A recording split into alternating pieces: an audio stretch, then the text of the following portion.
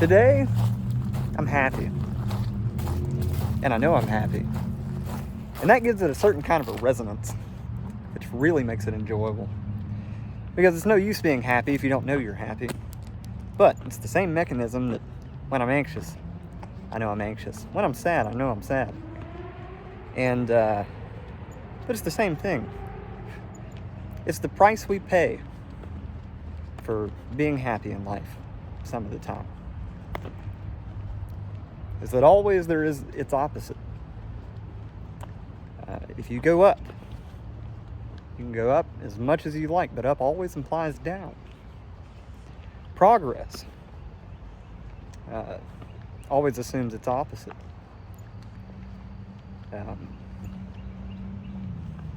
Moving forward in life is only recognized by the ability to also move backwards.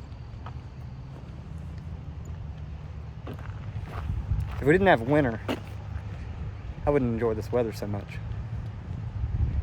And if there wasn't such a thing as a crappy rainy day, then there wouldn't be any such thing as a beautiful summer's afternoon.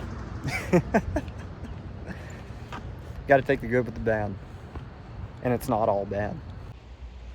Come with me. I want to show you something. Take a look at this.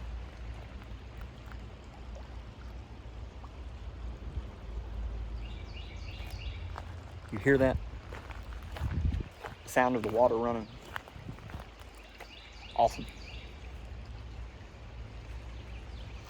Now, as you look behind me, don't look at me, because I don't want you to answer that question, but look behind me and tell me, do you see any aesthetic mistakes? What about over here? What about this tree bark? It's irregular and it just is what it is.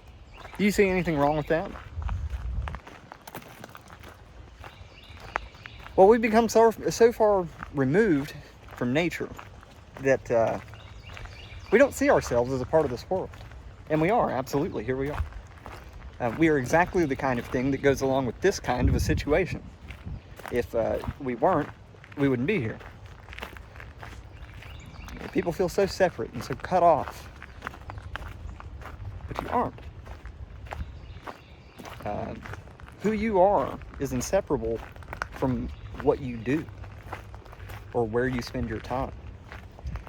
Because really, there's no difference between you and whatever surrounds you. And indeed, there's really no difference between you and I.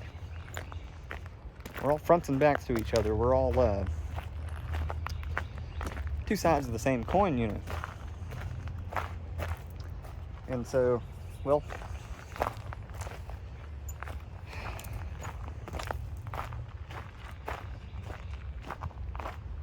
it doesn't have to be perfect. It just has to be what it is.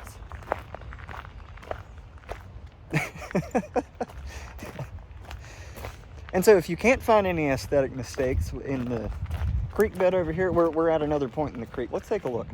Take a good look over here. Now there's some trash down there, and yeah, you know, I'd like it if it was a little bit cleaner. Just a couple of bottles down there. Observe the tree roots. Observe the walkway. It's completely irregular. Look, here, I'm going to mess it up.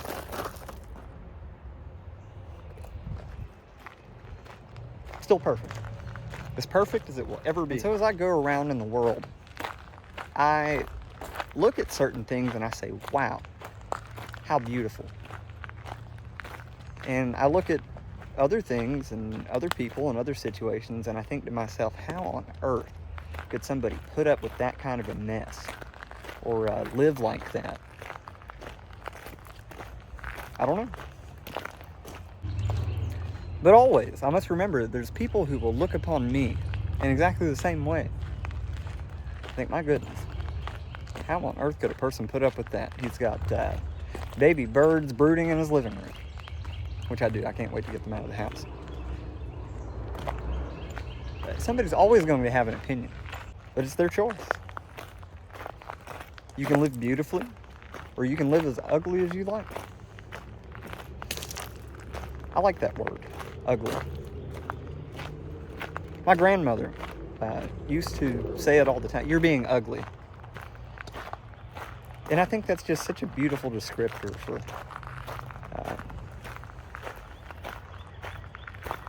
a foul situation. It's ugly. It's not good, it's not bad, it's just ugly. And I've thought philosophically for a long time about what is good and what is bad, and it always is subjective. But the one thing that is universal is beauty. We all know it's beautiful. And what do we mean when we say that? Well, something doesn't have to be perfect or have everything just so to be beautiful. Well, we're talking about something which is aesthetically pleasing, or it's well organized, well maintained. Somebody looks after it. Like, consider a garden. Okay, we're out in the woods. Looks beautiful, gorgeous.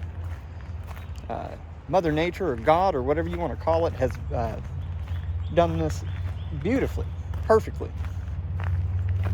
But of course, we as humans, we like to organize things and put them into little boxes and put things into rows and all this other stuff. So what is beauty? I don't know, but it's all around me. And I know it when I see it. And I know something ugly when I see it too.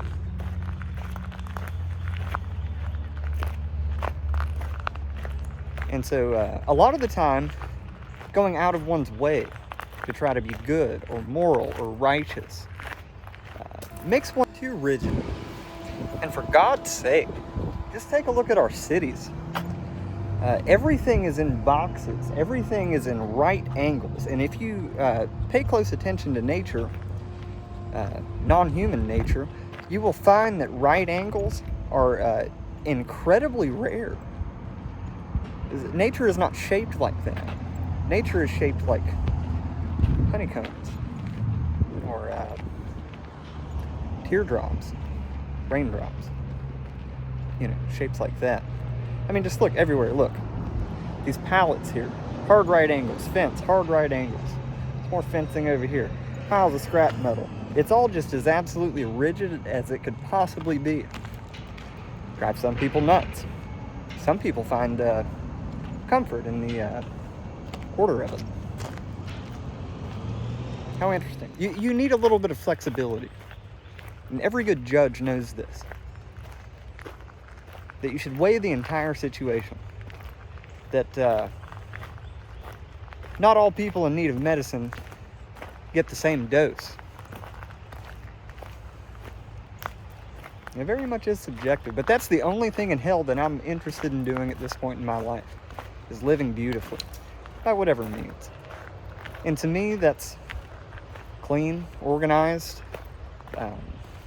everything gets to eat, everything has a roof over its head, nothing's dying, nothing's suffering. As much as I can kind of push against that. I can't always. Things die, things suffer. But if I can go throughout my day and I can just try to make the world a little bit better, make somebody laugh, make somebody smile, feed somebody, feed something.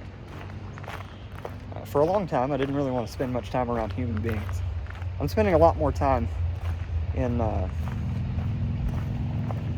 civilization these days. But I had to take a few years off to really figure out who I was and what I wanted. It's so hard to do that around other people.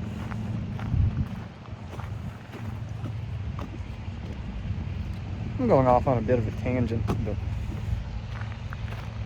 about once a day I come down here to this park and I take a walk. And you can call it meditation if you want to, or whatever, but I come down here and I record videos, or I'll consider things, or just shut off my mind and take a look around. Maybe find a cool mushroom. Check out the ducks at the pond. Why? I don't know. I like it. It's a good way to break up the day. A little exercise is good for you. Anyway.